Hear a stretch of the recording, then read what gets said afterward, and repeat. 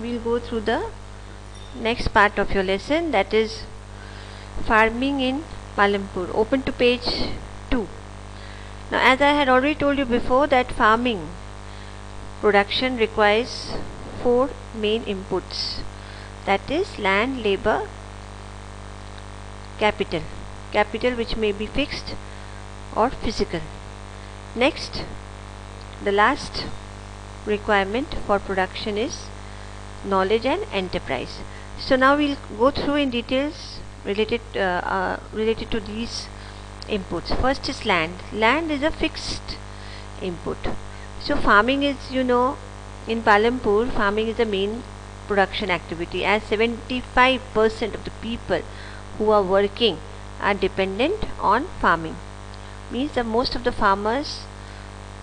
people living in Palampur are farmers. 75% of the people are farmers, because they know only one work, that is to do farming.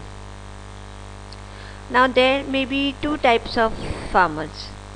One, those who are owing their own land, and the other type of farmer is those farmers who are not having their own land. मतलब वो farmers जिनकी खुद की land नहीं है, लेकिन जो दूसरों के land में as a laborer काम करते हैं. Now, the well-being of these people is closely related to the production of the farm. farm से उन लोग जो production करते हैं, जो crops produce करते हैं, उसके ऊपर ही उनकी livelihood, उनकी standard of living based है. But land, basic constant of land in raising farm production, land area under cultivation is particularly fixed. So since 1960 in Palampur there had been no expansion in land area. So by then some of the wasteland and villages had been converted. Now we'll also find that some of the wasteland of Palampur now is being converted to cultivable land, because land is fixed, it can't be increased.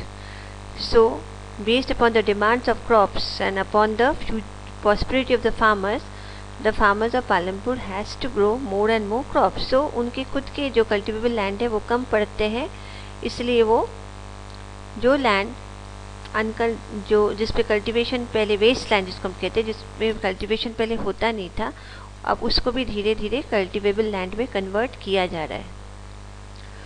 Next, is there a way one can grow more from the same land? कोई way है कि एक ही land में farmer ज़्यादा से ज़्यादा crops produce करे, so that ज़्यादा से ज़्यादा वो crops को market में sell करे और अपनी standard of living को high कर पाए, prosperity मिल पाए? Yes, it can be possible in the kind of crops grown and facilities available. Now इस पर किस चीज़ पर basis है कि वो farmer कैसा क्रॉप्स ग्रो कर रहा है और कौन सी फैसिलिटीज़ यूज़ कर रहा है. तो पालमपुर जो विलेज है उसको एक्चुअली इमेजिनरी विलेज तो कहा गया है, लेकिन एक विलेज है western part of the state of Uttar Pradesh, उस विलेज की भी सेम डेवलपमेंट स्टेट है जिसको हम पालमपुर में देख रहे हैं. सो जितने भी लैंड पाए जाते हैं पालमपुर में, all are cultivable land and all the land is being cultivated. No land is left idle, कोई भी लैंड को आइडल नहीं छोड़ा जा रहा है. रेनी सीजन में farmers jowar and bajra grow करते हैं और ये प्लांट्स यूज़ किया जाता है कैटल्स को फीड करने में. कैटल मतलब उसमें सब आ जाता है, cow, buffalo, goats. Okay, now these plants are used as cattle feed. It is followed by cultivation. और इसके बाद कौन से क्रॉप को ग्रो किया जा रहा है? potatoes between October and December. So you can see children, throughout the year the farmers of Palampur are growing different types of crops on their own one particular land.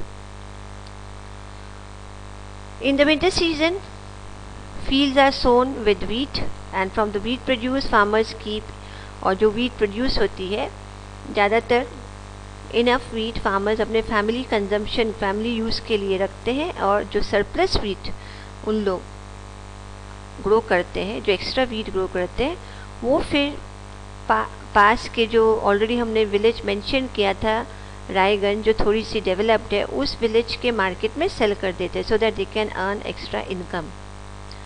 Now a part of the land area is also devoted to sugar cane. देखिए children, apart from these all crops like wheat, potato, alright, then jowar, bajra, the farmers are also growing sugar cane also, which is harvested once every year. तो sugar cane आप जानते हो raw form में use किया जाता है as jaggery, और उसको गुड़ जिसको कहते हैं, और उसको ट्रेडर्स इन शाहपुर को बेचा जाता है. शुगर केन से जैगरी बनती है, वो पालमपुर के फार्मर्स शाहपुर के जो ट्रेडर्स हैं उनको वो सेल करते हैं. The main reason why farmers are able to grow three different crops. So you can see the farmers of Palampur are growing 3 different crops in one particular year. Why they are able to do so? Because there is well developed system of irrigation facilities. These farmers are not dependent upon rainfall. वो सिर्फ rainfall पर dependent नहीं रहते हैं. Proper system of irrigation facilities वहाँ मौजूद है. जैसे मैंने पहले ही कहा था, वहाँ पे इलेक्ट्रिसिटी स्केर्सिटी नहीं है, तो इलेक्ट्रिक ट्यूबवेल्स को लोग बहुत यूज़ करते हैं. The major impact was to transformation system of irrigation. So Persian wheels were till then use by the farmers to draw waters from the well. तो कौन सा सिस्टम ऑफ इरीगेशन थी पालमपुर में? Persian wheels. People saw that electric run tubewells could irrigate much. फिर उनको लगा कि नहीं, पर्शियन व्हील से ज़्यादा बेहतर होगा इलेक्ट्रिक रन ट्यूबवेल्स यूज़ करना. तो फर्स्ट फ्यू ट्यूबवेल्स वो इंस्टॉल किए थे. Alright,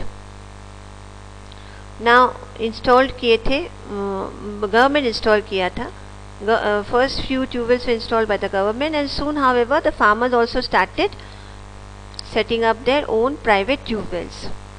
As a result, by mid-1970, the entire cultivated area of 200 hectares was irrigated. To grow more than one crop on a piece of land during the year is known as multiple. तो multiple cropping किसे कहते हैं? Multiple cropping मतलब एक से ज़्यादा crops grow करना एक ही सिंगल लैंड में, इसको हम कहते हैं मल्टीपल क्रॉपिंग. तो ये सिस्टम बहुत ज़्यादा अवेल था पालमपुर विलेज में. The most common way of increasing production. तो ये सबसे कॉमन वे है कि एक ही पीस ऑफ लैंड में ज़्यादा से ज़्यादा प्रोडक्शन इंक्रीज करवाना. All farmers in Palampur grow at least 2 main crops. तो जितने भी फार्मर्स हैं पालमपुर एटलीस्ट 2 मेन क्रॉप्स तो ग्रो करते हैं. उसके साथ साथ वो पोटैटो भी ग्रो करते हैं as a third crop in the past 15 to 20 years में हम देख रहे हैं. ओके चलो.